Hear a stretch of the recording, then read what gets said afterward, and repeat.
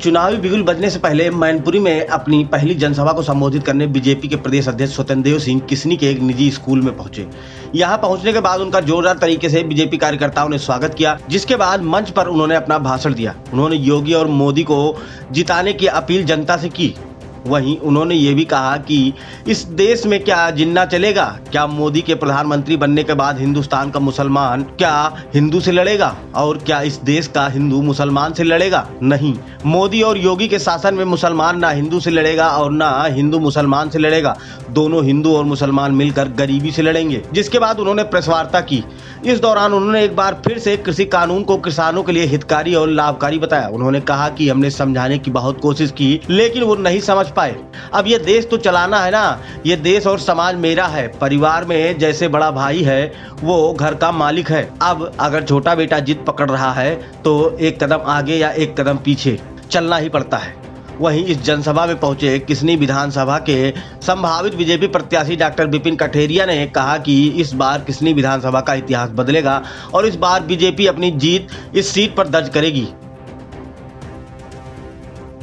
क्या रहता है कि जब कोई चीज़ होता है जिसको हम नहीं समझा पाए, कोशिश किया मैं समझाने की। वह किसानों के हित में कानून था और उनको लाभ के लिए ही था कानून, लेकिन समझाने का कोशिश किया।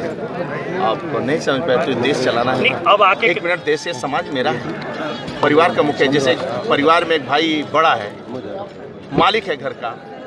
अब छोटा बेटा जिद पकड़ रहा है, छोटा भाई जिद पकड़ रहा है, तो एक कदम आके एक कदम। आज जो है जब प्रदेश अध्यक्ष आए थे किसनी में, आप भी विधानसभा किसनी से टिकट मांग रहे हैं, क्या कहना चाहेंगे? किस तरीके की आज ये पूरी जनसभा रही प्रदेश अध्यक्ष? माननीय प्रदेश अध्यक्ष का कार्यक्रम बड़ा अच्छा गया।